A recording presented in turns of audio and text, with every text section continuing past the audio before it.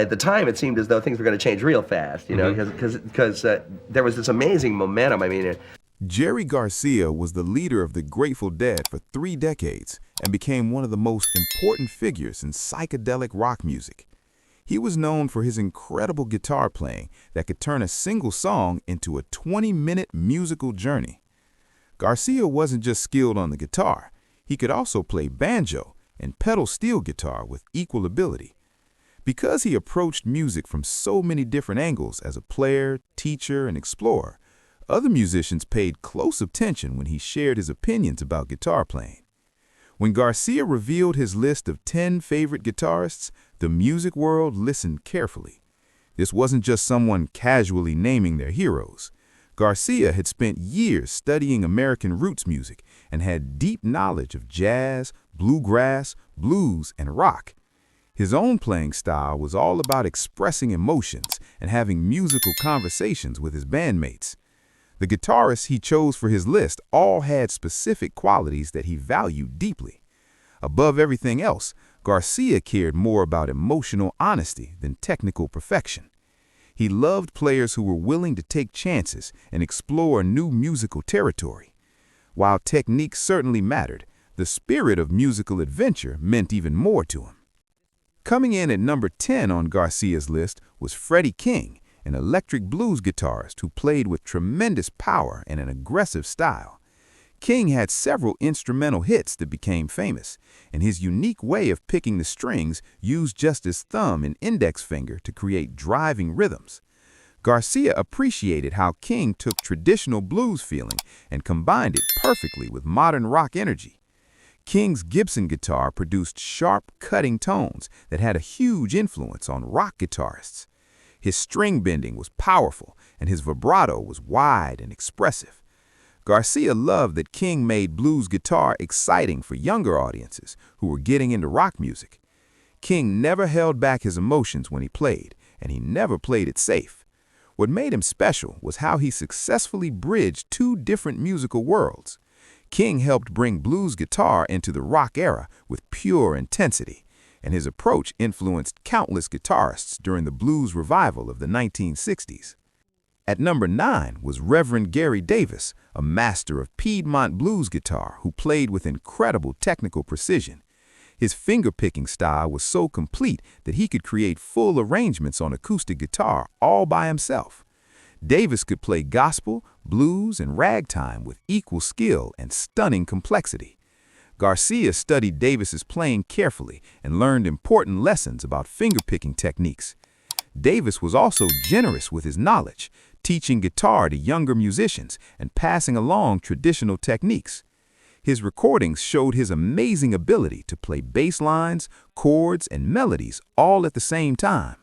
Garcia loved how Davis could make an acoustic guitar sound like a complete orchestra.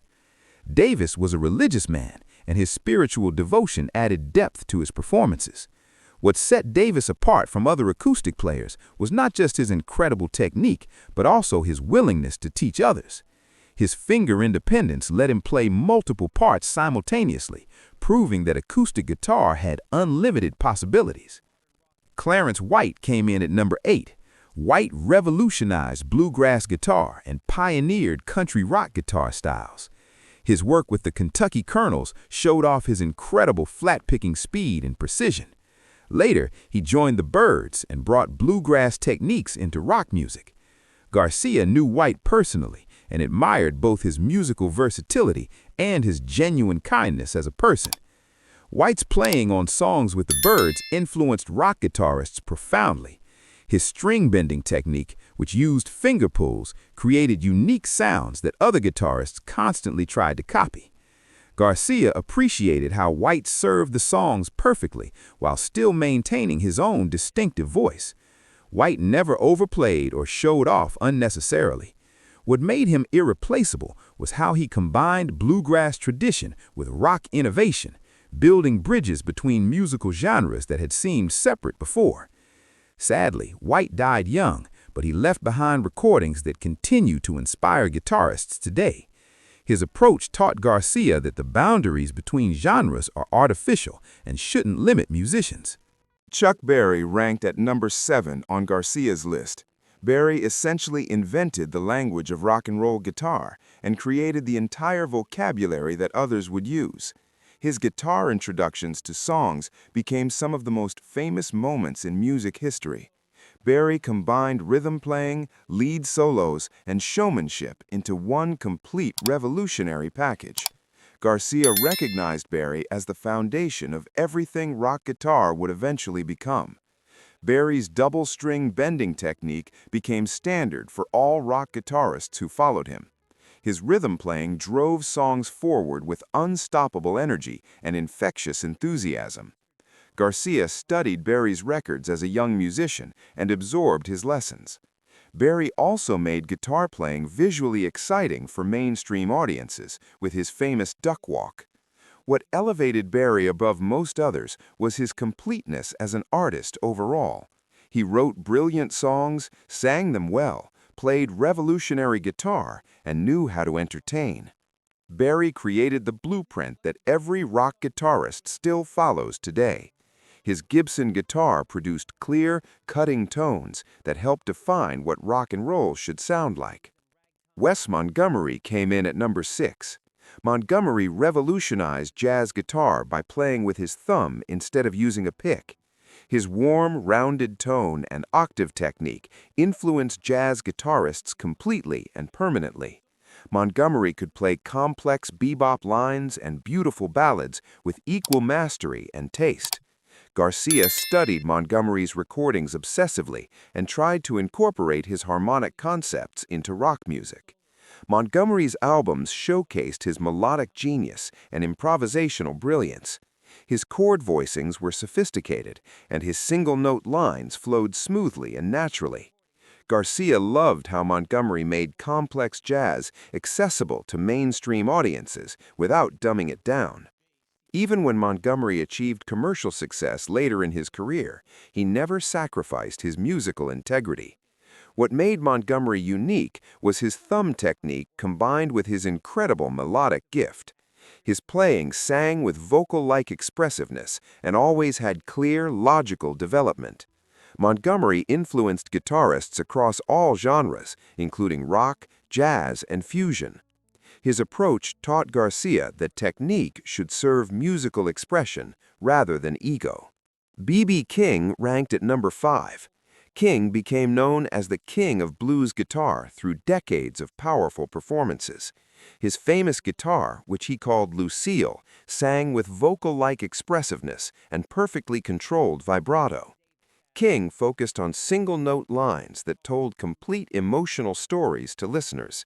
Garcia admired King's ability to make just 3 notes more powerful than fast, complicated runs. King's playing demonstrated incredible emotional depth and precision. His string bending technique became the standard that every blues guitarist studies carefully. Garcia appreciated how King maintained his authenticity while achieving mainstream success with wider audiences. King never compromised his blues roots, even when crossing over to reach rock listeners. What separated King from countless other blues guitarists was his vocal approach to guitar playing. Every note he played sang with human feeling and had clear, deliberate intention behind it. King influenced guitarists in rock, soul, and rhythm and blues equally. His approach proved that emotional expression beats technical display every single time. Django Reinhardt came in at number 4. Reinhardt created gypsy jazz guitar despite having only 2 functioning fingers on his left hand after a fire injury. His technical mastery amazed everyone who heard his incredible speed and precision, especially given his physical limitation. Reinhardt's work with the Hot Club of France in Paris showcased his melodic invention and creativity.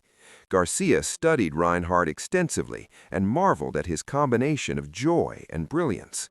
What made Reinhardt absolutely supreme was his triumph over impossible physical obstacles.